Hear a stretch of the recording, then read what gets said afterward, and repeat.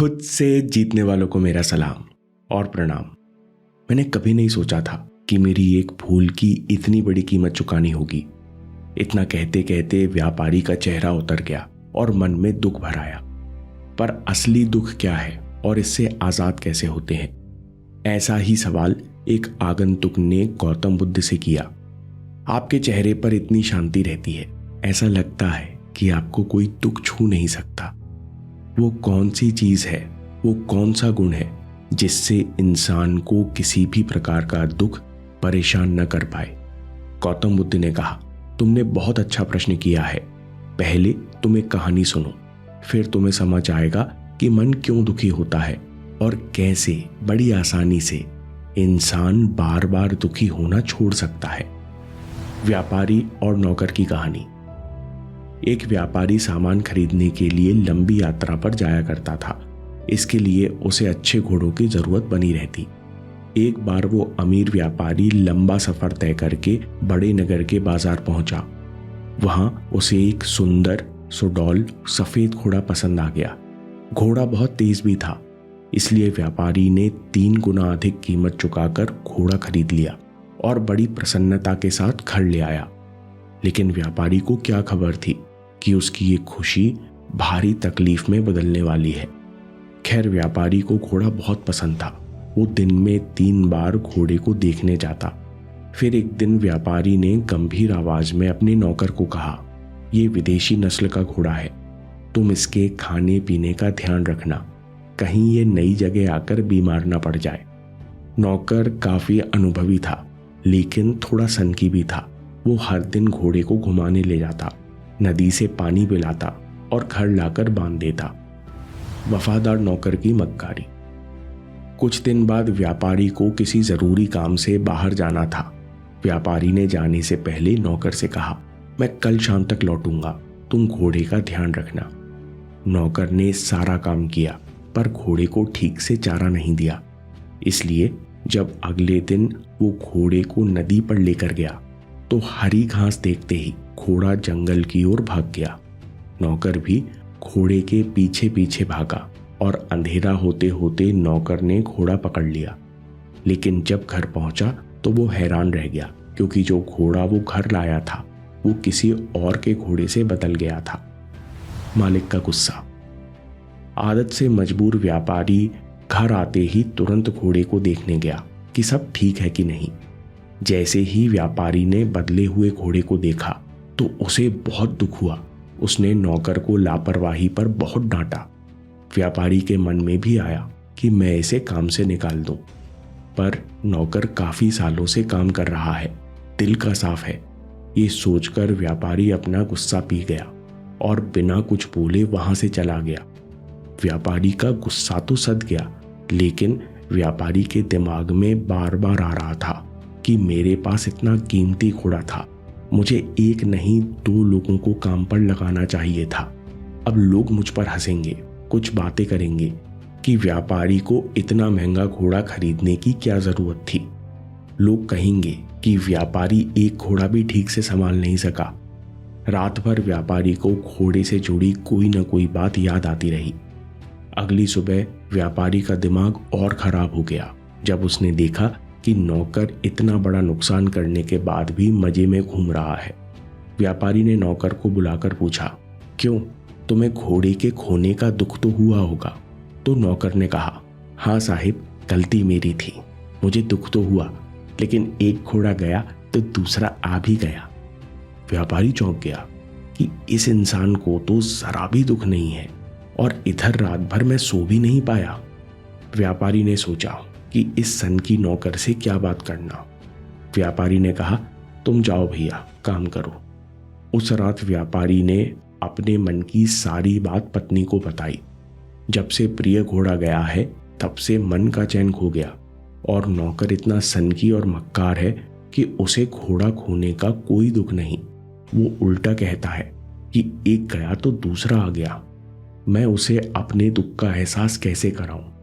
पत्नी ने कुछ सोचकर कहा, आप चिंता मत कीजिए, एक तरीका है जिससे आपका कीमती घोड़ा तो वापस नहीं आएगा, परंतु आपके मन को चैन और लापरवाह नौकर को सबक मिल जाएगा।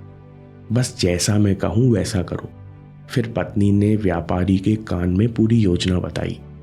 अगले दिन जब नौकर दूसरे कमरे में काम कर रहा था, तब व्यापारी पत्नी से जोर जोर से कहने लगा कि यदि वो घोड़ा नहीं खोता तो मैं 1 साल बाद वो घोड़ा नौकर को इनाम में दे देता, क्योंकि वो कई सालों से हमारा काम कर रहा है। घोड़े को अच्छे दामों में बेचकर उस बेचारे को पैसे मिल जाते, ये पैसे उसके काम आते, लेकिन अब कुछ नहीं कर सकते, जो हो गया सो हो गया। जब व्यापारी ने बार बार खुद से कहा, वो घोड़ा मेरे लिए नहीं बल्कि नौकर के लिए था, व्यापारी का मन अपने आप हल्का हो गया। उस रात व्यापारी के मन का बोझ उतर गया और वो चैन की नींद सोया। लेकिन आश्चर्य की बात ये थी कि अगले दिन नौकर का चेहरा उतरा हुआ था। वो रात भर नहीं सो पाया।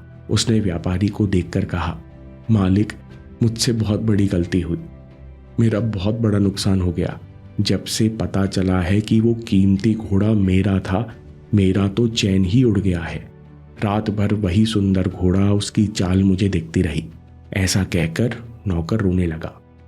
गौतम बुद्ध ने व्यक्ति से कहा, इस कहानी से आप समझ ही गए होंगे कि दुख घोड़ा खोने के कारण नहीं बल्कि मेरा घोड़ा खोने के कारण हुआ था। जैसे ही इंसान के मन में मेरा आता है, वैसे ही इंसान उस चीज से बंध जाता है। इसे अटैचमेंट कहते हैं।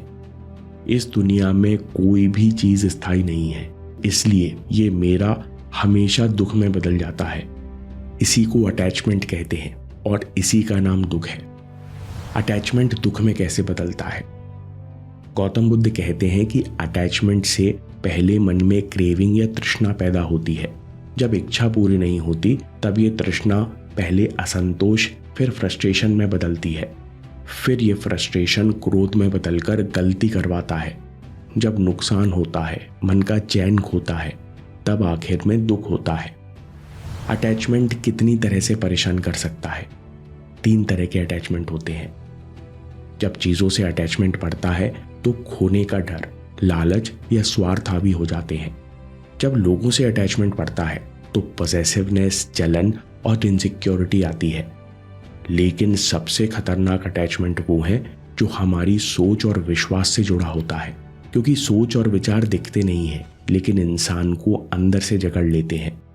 जब सोच और बिलीफ सिस्टम से अटैचमेंट बढ़ता है तो अड़ियलपन, केवल मैं सही हूं की भावना आ जाती है, जो आखिर में कठोरता, टकराव, नफरत और कंफ्यूजन में बदल जाती है।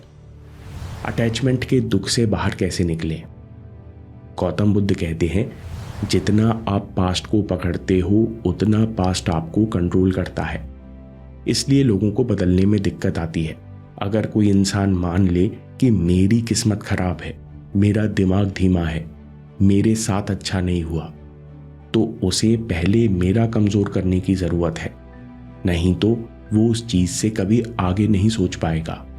इसलिए विजुअलाइजेशन करने की जरूरत है, नए भविष्य से सोचने की जरूरत है जहां कोई लिमिटेशन, कोई पुराना मेरा नहीं। इसलिए अफर्मेशन की जरूरत है जिससे आप पुरानी चीजें छोड़कर नई भावना महसूस कर सको। स्वामी विवेकानंद कहते हैं कि आप किसी भी छोटी से छोटी चीज से डिटैच होना सीख गए तो आप शक्ति की ओर चल पड़े। आपको एक बार चीजों से डिटैच होकर देखना है और तब से ही आप शक्ति का स्वाद चखना शुरू कर दोगे।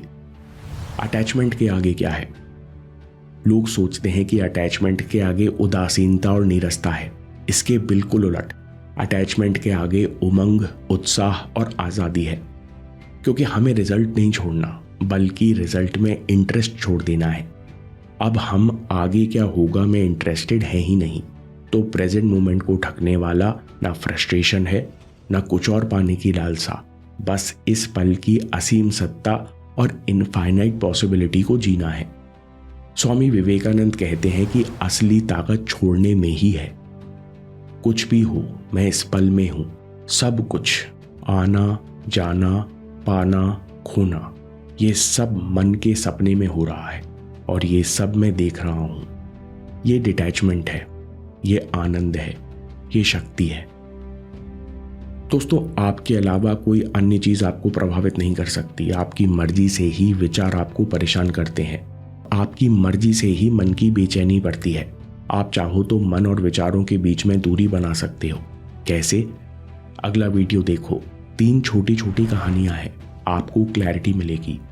और याद रखिए, आपके समय से कोई वीडियो, कोई ऐप, कोई न्यूज़ कीमती नहीं है।